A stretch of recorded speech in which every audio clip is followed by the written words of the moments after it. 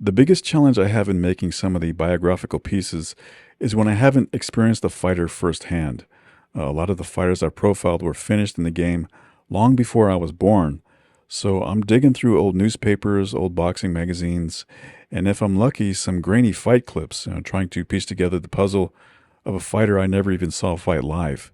I try to dive deep, swim around in all of the hype, the headlines, the interviews, whatever scraps I can find, to really get a feel of what people thought of the fighter back when it all went down.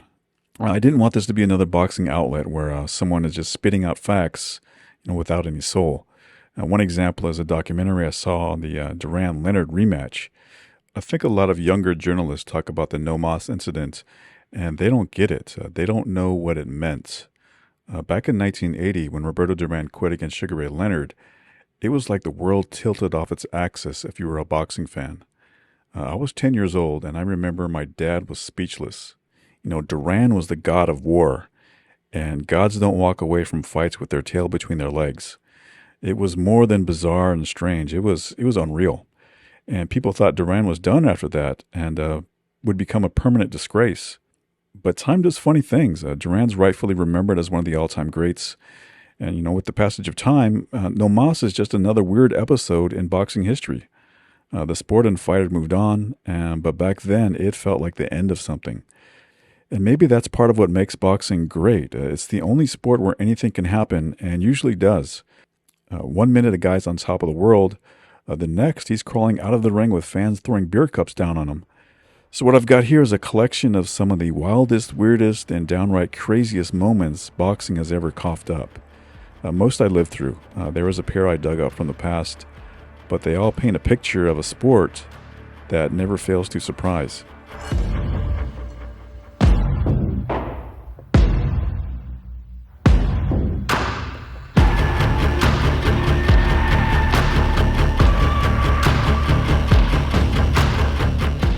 Halfway through the third round of a bout between Tony Wilson and local favorite Steve McCarthy, the crowd was whipped into a frenzy when McCarthy sent Wilson sprawling to the canvas with a short left, but help for Wilson was on its way from the 10th row, where his mother, Mina, had been sitting quietly. With the speed and precision of a mother spotting trouble from across the playground, she was suddenly on her feet and making a determined beeline toward the ring. Meanwhile, Wilson, having regained his footing, found himself trapped in his corner, with McCarthy hammering away, and the referee circling with that familiar expression refs have when they're on the verge of stepping in. Just then, Mrs. Wilson burst into the ring and began bludgeoning McCarthy over the head with her stiletto shoe. Security surged into the ring to haul Mrs. Wilson away, but not before she had left a lasting impression, quite literally, on McCarthy's head. The referee waved his hands to stop the fight. McCarthy, assuming he had won, leaped into the air in celebration, unaware that the night was far from over. As officials scurried about trying to restore order, Wilson remained on his stool to recuperate as the situation unraveled around him. Officials, in a display of bureaucratic logic that only boxing could produce, insisted the fight must continue. A bleeding McCarthy refused, stating that he could not continue due to the injury inflicted by Wilson's mother. And so, in a moment that left the rulebook gasping for air, the referee raised Wilson's hand, declaring him the winner, the first fighter in history to owe his victory to maternal intervention. On May 6, 1969, Tony Rocky Longo was about to make his professional boxing debut at the Aragon Ballroom in Chicago. He had all of the usual pre-fight nerves, sweaty palms, heart palpitations, and the nagging sense everything could go terribly wrong. As he ducked under the ropes and stepped into the ring, he felt an odd sort of draft. Upon dramatically flinging open his robe to the crowd, it dawned on him he had forgotten one very crucial component of his ensemble, his trunks. His trainer, a man whose job description did not include emergency wardrobe intervention, found himself in the unenviable position of trying to hide Longo's manhood. The referee, who was supposed to be the embodiment of stern professionalism, nearly doubled over with laughter. Longo and his trainer dashed back to the locker room, put on the missing trunks, and returned to the ring. Unfortunately, fate, much like Longo's fashion sense, was not on his side that evening. He was promptly knocked out in the first round, proving that sometimes, no matter how well dressed you are, it's just not your night. Now, sometimes boxing fans get a little too enthusiastic, shouting, throwing things, occasionally entering the ring themselves, only having to be gently escorted out by security. On rare occasions, even fighters, their trainers and managers have been known to require security intervention. But on September 15, 1970, at Madison Square Garden, something altogether more peculiar happened. The person carried out of the venue wasn't a drunk fan or a belligerent fighter. It was the referee. His name was Davey Feld, a former fighter who wasn't famous before, but he certainly was after that night. Feld was originally set to officiate a bout between Floyd Patterson and Charlie Green, but there was a slight complication. Patterson's corner had some rather strong feelings about Feld. The reason? A previous controversy involving a heavyweight hopeful named Pedro Augusto, whose fight against Forrest Ward had been stopped prematurely by Feld. Ward was managed by Gil Clancy, who had a degree of influence at the Garden, and Charlie Green, Patterson's opponent, was also managed by Clancy. Patterson's team saw this as a cause for concern and requested the State Athletic Commission to remove Feld from the bout. The commission chairman, Edwin Daly, gave in to the demand, reassigning Feld to a less headline-grabbing semi-final fight. No harm, no foul, except that nobody had thought to inform Feld himself of this decision until the bout was about to start. When Feld was told he wouldn't be officiating Patterson versus Green, he responded with all the grace and composure one would expect of a fat kid being dragged away from an ice cream truck. "The hell I am," Feld said. "You're going to have to carry me out of here." And that's precisely what happened. A squad of police officers proceeded to hoist the now screaming referee and escort him from the premises, his limbs flailing and dignity in tatters, as over 10,000 spectators looked on in bewilderment. Unfortunately for Feld, the humiliation didn't end there. 2 days later, he found himself suspended, and by the following February, his state boxing license had been permanently revoked. Proof that in boxing, it's the punches that you don't see coming that hurt the most. Boxers and referees don't always see eye to eye. Consider the case of Humberto Trotman, a Panamanian fighter known for being a hothead. During a bout against Clyde Gray, Trotman found himself on the receiving end of what he believed to be an excessive number of warnings from referee Sammy Lufspring, who persistently told him to, quote, "fight clean or you're going to lose." At the end of the 5th round, Lufspring reprimanded Trotman again, who responded by punching the referee in the face. Lufspring, a former Canadian welterweight champion 30 years earlier, started punching back. What followed was a match within a match, as the referee and fighter went toe-to-toe, with the referee getting the better of the exchange. The situation quickly escalated into full-blown chaos. It took security several frantic minutes to restore order. Trotman was disqualified, his purse held up, and he was later handed a suspension, the first fighter to lose 2 fights in one night. Sometimes in boxing you see the writing on the wall, but it's written in a language you can't understand.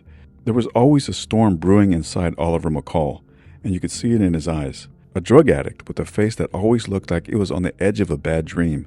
When he won the WBC heavyweight title from Lennox Lewis on September 24, 1994, he stepped into the ring crying. Not tears of joy or relief, just crying like he'd seen the ending before we even got started. Fast forward 3 years to the rematch, and McCall saved the tears for later. The fighter's mental health had been spiraling for months before the fight. Arrested for crack and weed, bounced in and out of rehab like a pinball, and just for good measure, threw a Christmas tree across a hotel lobby and spat on a police car. His trainer, George Benson, had a bad feeling, the kind of feeling you get when the guy next to you on the bus starts talking to himself. "I knew something was wrong with him," Benton said. In the opposite corner, Lewis showed up at a career-high 251 pounds, but it didn't matter. McCall made it easy for him. By the 3rd round, McCall was pacing the ring like a man killing time at a bus stop. Hands down, eyes distant. Then the tears came. He wept in the middle of the ring while Lewis tried to land punches that should have finished him, but McCall just wouldn't go down. He had a chin made of concrete and demons that refused to let him fall. At the end of the 4th, McCall once again didn't go back to his corner. He just wandered along the ropes, crying like a lost kid at the mall. If he wasn't fighting Lewis anymore, he was fighting the demons in his head, and they were winning. Tears streaking down his face like surrender flags. Mills Lane, the referee, asked him if he wanted to keep going. McCall didn't answer, just kept pacing like a guy trying to walk away from his own shadow. Lane finally did the only reasonable thing. He waved the fight off 55 seconds into the 5th round.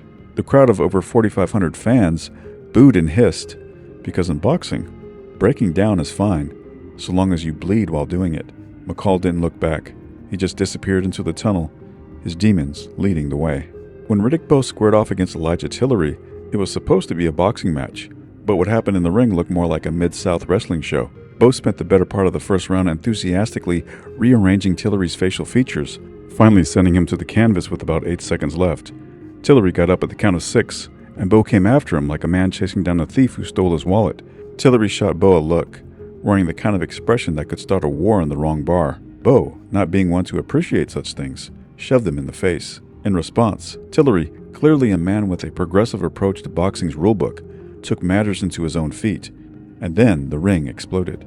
Amidst the chaos was Bo's manager, Rock Newman, who seemed to have forgotten that his role in the proceedings was traditionally limited to shouting encouragement from a safe distance. Instead, he opted for a more hands-on approach, grabbing Tillery in a chokehold and hauling him over the top rope. Tillery crashed into a table full of fight officials, who all regretted their decision to not call in sick that night. It took the District of Columbia Police about 10 minutes to peel everyone apart and restore something vaguely resembling order. By the time the dust settled, the fighters were out of the arena, and Bo was declared the winner by disqualification. 6 weeks later, they did it all over again, this time under the actual Marquess of Queensberry rules, with Bo stopping Tillery in the 4th round. But without the taunting, kicking, and choking, the rematch lacked a certain charm. Weirdness followed Riddick Bowe around like a stray dog looking for scraps. Take his rematch with Evander Holyfield, for example. Just another night at the fights until a guy with a parachute, of all things, came tumbling out of the sky like a half-baked pigeon with a death wish. James Fanman Miller crash-landed right into the ropes near Bowe's corner, and for a second, nobody knew whether to laugh or run. Then the crowd decided for him. They swarmed like a pack of wolves, fists flying, beating the guy senseless before security even got a handle on things. Fanman left that night on a stretcher, out colder than a cheap beer in December. Years later, they found him hanging from a tree in the Alaskan wilderness, his last stunt being the one that finally stuck. But Bowe's dance with chaos didn't end there. He faced off against Andrew Golota, a guy who fought like a man who had a personal vendetta against Bowe's crotch. The fight started out like any other, but it didn't take long before Golota started swinging south of the border. Even though he was ahead on the scorecards, he couldn't help himself. Shot after shot, right below the belt. The ref warned him, docked points, but Golota just kept hammering away like a guy who didn't know any better. By the 7th round, enough was enough.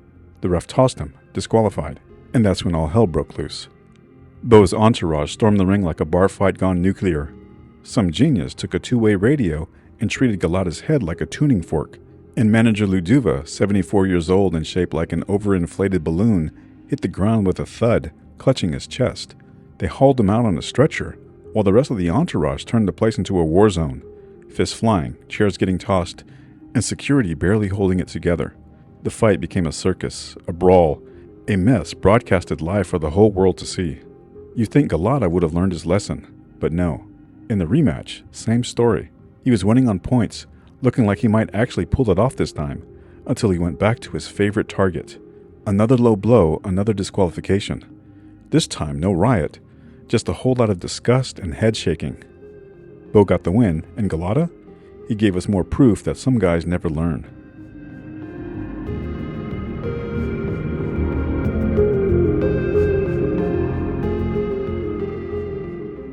Boxing has its share of proverbs. Styles make fights. A good big man beats a good little man. Never hook with a hooker. But every now and then, a fighter comes along and teaches us a new one. Don't do a choreographed dance routine before a fight. Take Alvin Too Sweet Hayes, for example. Hayes unwisely spent more time copying the dance moves of Michael Jackson when he should have been studying Willie Pep. When fight time arrived, he became the first boxer to moonwalk his way to the ring. The crowd ate it up, but his opponent, Jimmy Paul, wasn't much of a dance enthusiast. He let Hayes have his little dance, then cut the music with an overhand right because in boxing, the only sweet moves that count are the ones that keep you from getting hit. Then there was Anthony Hembrick, with his cornerman trotting out in very tight shorts, prancing through some routine that looked like a bastard child of Soul Train and a synchronized swimming disaster. But his opponent Booker T. Word didn't come to watch grown men twerk. He came to fight. Word sent Hembrick straight the hard way, letting him know that in the ring, tough guys don't dance, they punch.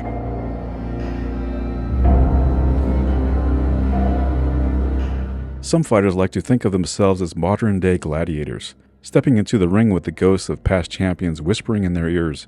Others have spirit animals like lions, tigers, or some other beast ready to tear flesh and take names. But then you've got the weirdos the ones who spent too many late nights watching cheap horror flicks and decided the best way to win a fight was to channel their inner zombie. In the middle of a clinch, Jumbo Cummings took in the smell of Ronaldo Snipes' salty skin and, for reasons known only to him, decided to take a bite, mistaking the boxing ring for the dinner table. And then, years later, there was once again Andrew Golota. The troubled Golota never needed much of a reason to lose his mind in the ring and found himself in trouble against Samson Paua, who was rocking him with heavy shots. Most fighters would clinch, cover up, or circle away, but not Golota. No, Golota did what any self-respecting creature of the night would do when backed into a corner. He bit down on Paua's neck like Dracula defending his castle. Paua screamed, thrashed, and complained, but the referee didn't see the bite. There was no truth to the rumor that Paua stumbled back to his corner asking for a garlic necklace. But Golota, with fresh blood on his lips and a hunger in his eyes, came back like Bela Lugosi at sundown. He tore into Paua like a vampire coming through an unlocked window, stopping him in the fifth. And then there was the granddaddy of all boxing bizarre moments, the night Mike Tyson decided he was done playing by the rules. They called it the Sound and the Fury, but it became the Feast and the Frenzy. By 1997, Tyson wasn't just at a low point in his career. He was scraping the bottom, clawing at whatever scraps of his former self were left. The rematch with Evander Holyfield was supposed to be his redemption, but a few minutes in, it became clear he was in over his head. Holyfield was too strong, too smart, too damn solid. Tyson saw him as a prison wall, too high to climb, too thick to break, and too damn cruel to give in. He was now backed into a corner of his own making, and did what guys from the streets do when they can't win clean. He looked for an escape. First, he tried to break Holyfield's arm, wrenching it at the elbow, but that didn't work. In a clinch he couldn't break, blood in his eye from a headbutt that wasn't getting called, Tyson spit out his mouthpiece and went primal. He latched onto Holyfield's ear and bit down, hard. Holyfield howled, staggered back, clutching his head like he'd just been shot. Blood poured from his ear, and for a second, he thought the whole damn thing was gone. He spun away in shock, heading for his corner, and Tyson chased him down, shoved him, and sent the whole place into chaos. Mills Lane, the ref, pulled Tyson back, trying to restore some sense of order, while Tyson spit out a chunk of Holyfield's ear onto the canvas like it was gum he'd grown tired of chewing. 4 minutes crawled by, the doc fiddling with Holyfield's ear while the crowd whispered like they'd just seen a car wreck and couldn't look away. Then, somehow, the fight resumed. Holyfield came at Tyson, landed a clean shot, and they clinched again. But Tyson wasn't done. He went back in for seconds, this time gnawing at Holyfield's other ear and chewing his way deeper into infamy. That was it. The ref waved it off, and all hell broke loose. The ring flooded with security as Tyson lunged, trying to get at Holyfield like a rabid dog. Cops swarmed in, and Tyson threw a punch at an officer for good measure. Booze poured down like a storm. Cameras flashed in the frenzy, and the ring became a lawless, bloody free-for-all. After it was over, writers and fans came out like vultures, picking Tyson apart, calling him done, washed up, a sideshow act who'd finally gone too far. They figured he'd fade away, just another name in a long list of fighters who burned out and never came back. But Tyson wasn't built like that. He crawled back into the ring, dragging his demons with him, throwing punches like he still had something to prove. He never got the belt back, never reclaimed the crown, but somehow he became bigger than any championship. People still showed up, still watched, still whispered his name like he was some kind of ghost they couldn't shake. Tyson didn't need gold around his waist. He was the fight, the legend, the monster they couldn't let go of. Even at 58 years old, they stacked $20 million in his corner just to watch him throw hands. So that's my take on boxing's most bizarre moments. I know I'm not mentioning a lot. These days, everything is recorded, streamed, dissected, and replayed 1,000 times on social media before you've even had a chance to get your morning coffee. So let me know what stuck with you, what moments made you shake your head, laugh, or wonder why we watch this crazy sport sometimes. So thanks for tuning in, and I'll see you in the next video.